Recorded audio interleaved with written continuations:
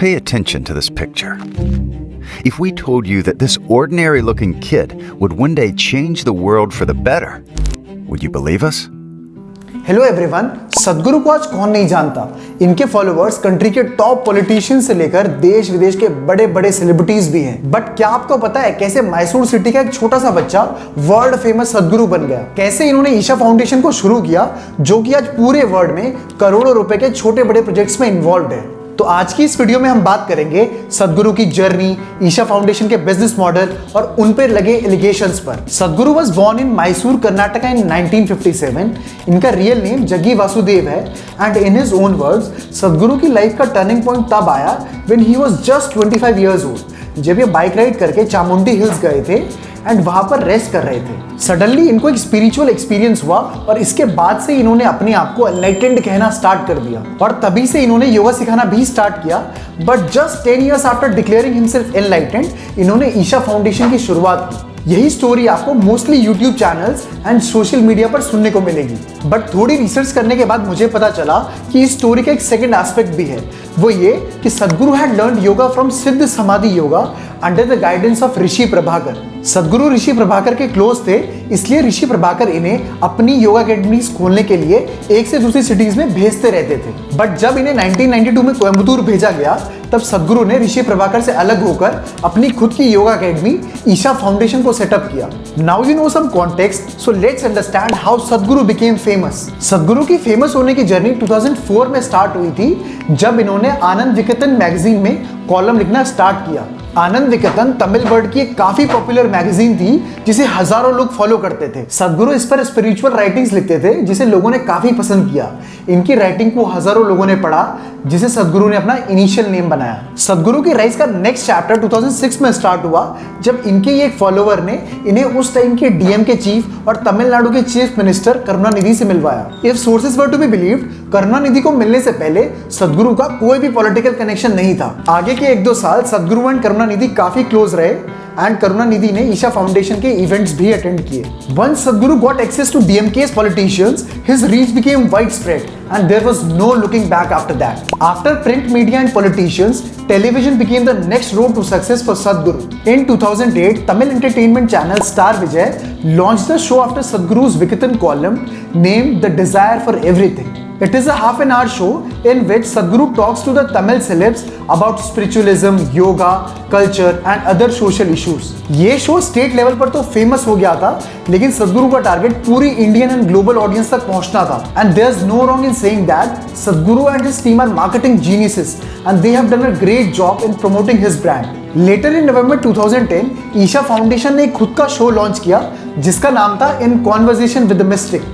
इस शो का कॉन्सेप्ट तो सेम था, but the guest this time वो change to famous Indian personalities. इस शो के initial guest Juhi Chawla, Anupam Kher, Kiran Bedi and Arnab Goswami जैसे लोग थे। ओवर द इयर्स सदगुरु ने Indian celebrities like Ranveer Singh, Kangana Ranaut and cricketer Virender Sehwag के साथ भी इस शो को किया। इतना ही नहीं, सदगुरु ने काफी सारे यूट्यूब चैनल्स पर भी अपने इंटरव्यूज दिए। Once सदगुरु got the momentum, he along with his team launched a series of events like youth and truth and daily wisdom, जहां पर ये फेमस यूनिवर्सिटीज जैसे IITs, IIMs में जाके स्टूडेंट्स से डिस्कशंस करते थे। He also launched several social drives like Kaveri Calling and Save the Soil Movement. But बात इतने पे ही खत्म नहीं होती। साथ ही साथ सदगुरु एंड इनकी टीम ने अपने ब्रांड को प्रमोट करने के लिए इंस्टाग्राम एंड फेसबुक जैसे प्लेटफॉर्म्स पर भी अपने एड्स चलाए। इन्होंने around 1,35,000 rupees per day ads पे स्पेंड किए and became one of the largest social and political cause ad spenders on these platforms. और इन्हीं सब क्यूमुलेटिव एफर्ट्स ने सदगुरु को एक ग्लोबल फिगर बनाया। बट जितना बड़ा कोई ब्रांड बनता है, उसके नाम के पीछे बिजनेस भी उतना ही बड़ा होता है। So in this part of the video, let's understand how Isha foundation monetizes the brand of Sadhguru to mint money. Isha foundation को शुरू करने से पहले सदगुरु अपने विलेज में एक पोल्ट्री फार्म चलाते थे। But now, Isha Foundation has a worldwide presence and sells products and services globally. The foundation has multiple registered firms under which it runs its businesses, and the main sources of income are yoga sessions, inner engineering courses, products they sell through online store, and donations. But that's not it. The foundation also makes a considerable sum of money by just selling spiritual trips. For example, a 13-day Kailash Mansarovar Yatra with Sadhguru can cost you up to 50 lakh rupees per person. Similarly, a 12-day motorcycle trip to the Himalayas with Sadhguru is priced at 12 lakh rupees per person. And for devotees who cannot pay such luxurious amounts, there are more affordable packages. अब अगर आप लोगों को लग रहा होगा कि इन trips को कोई परचेज करता भी है नहीं, so just for your information, in 2021 before COVID, 17 groups of 60 people each had booked the 2,75,000 rupees package. 4 groups of 60 people each had taken the 3,45,000 rupees package, and 2 groups of 30 people each had booked the 5,50,000 rupees package. Apart from these long spiritual trips, Sadhguru's company also sells short religious tours like Varanasi tour, Rameshwaram tour and Chamundi Hills trip, which can also cost 3 to 5 lakh rupees per person. अगर आप एक rough calculation भी करोगे तो you'll find कि Isha foundation हर साल 60 करोड़ तो in spiritual trip से ही कमा लेती है। इसके अलावा भी Isha foundation paid events organise करवाती है, जो कि इनके अर्निंग का एक मेजर सोर्स है। ऐसा एक इवेंट है एनुअल महाशिवरात्रि फेस्टिवल, जो कि ईशा के आश्रम पर हर साल होता है, जिसके टिकट की cost 250 to 50,000 rupees per seat होती है। इसी इवेंट को 2020 में 10 लाख लोगों ने अटेंड किया था। So you can imagine how much they earn from a single event in just one day. And ministry of corporate affairs के रिकॉर्ड्स भी इसी बात को बताते हैं कि ईशा फाउंडेशन की सभी कंपनीज ने in total 117 crore rupees earn किए in just 2019 to 2020। And one mind blowing fact about Isha foundation is that it's a non profit organisation, but still most of what they earn is their profit. Because unlike other organizations, Isha Foundation doesn't pay hefty salaries to its employees. Isha Foundation के पास 4600 full time and 9 lakh part time volunteers हैं जो उनकी foundation के लिए free of cost work करते हैं। Their work for the foundation ranges from social media, IT development, brand strategy, writing content, shooting and editing videos, organizing events, fundraising and a lot more.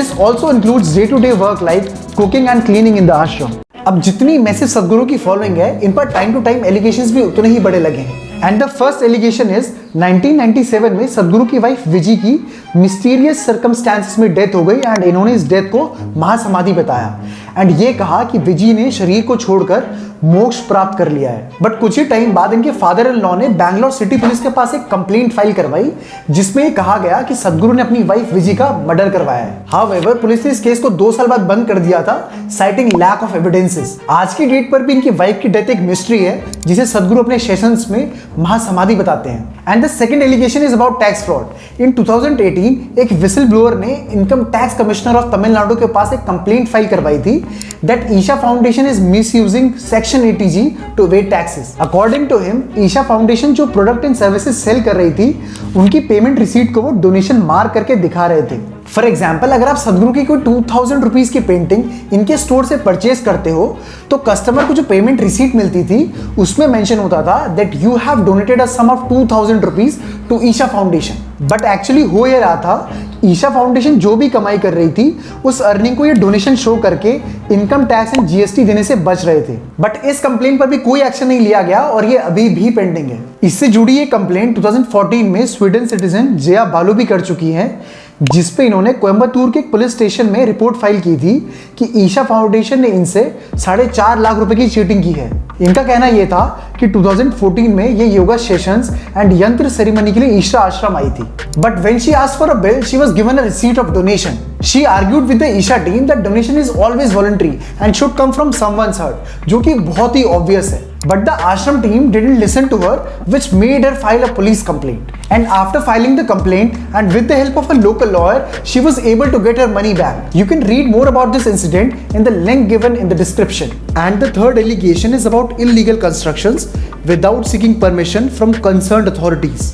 Isha foundation का headquarters and आश्रम Velliangiri hills में है और ये 150 acres के area को cover करता है। एंड न्यूज लॉन्ड्री टीम की एक रिपोर्ट बताती है कि ईशा फाउंडेशन ने जो बिल्डिंग 1994 से 2011 में बनाई थी, इंक्लूडिंग ईशा आश्रम, वो बहुत से रूल्स को वायलेट करती है। जो इनका कैंपस है वो बोलमपट्टी रिजर्व फॉरेस्ट के एडजेसेंट में फॉल करता है, जो कि एक बायोस्फीयर रिजर्व है एंड एलिफेंट हैबिटेट का पार्ट है। इसलिए यहाँ पर जो भी कंस्ट्रक्शन 300 स्क्वायर मीटर से ऊपर का होता है उसके लिए हिल एरिया कंजर्वेशन अथॉरिटी की परमिशन चाहिए होती है। हिल एरिया कंजर्वेशन अथॉरिटी एक बॉडी है जो 1990 में सेटअप हुई थी to preserve wildlife and ecology of forest in hilly regions of Tamil Nadu. But ये परमिशंस भी ईशा फाउंडेशन के पास नहीं थी, फिर भी इन्होंने 63,380 स्क्वायर मीटर्स का कंस्ट्रक्शन किया। लेटर ऑन ईशा फाउंडेशन ने इन परमिशंस के लिए 2011 में अप्लाई किया, बट इनकी एप्लीकेशन को उस टाइम के कोयम्बटूर फॉरेस्ट ऑफिसर ने रिजेक्ट कर दिया था एंड बताया कि ईशा के काफी कंस्ट्रक्शंस फॉरेस्ट लैंड पर थे एंड आश्रम में लोगों की मूवमेंट की वजह से एलिफेंट कॉरिडोर ऑब्स्ट्रक्ट होता है। इन्हीं इलीगल कंस्ट्रक्शन को डिमोलिश करने के लिए इनके ऊपर काफी एनवायरमेंटल एक्टिविस्ट ने कंसर्न अथॉरिटीज में पिटीशंस भी फाइल किए हुए हैं, बट सदगुरु के इन्फ्लुएंस की वजह से किसी भी कंप्लेंट पर एक्शन नहीं लिया गया है। So at the end of this video I want to convey this message that before believing and following any spiritual guru who rose with the help of social media and press, please research both the sides. What you hear about them in the media and what the facts and people around them have to say.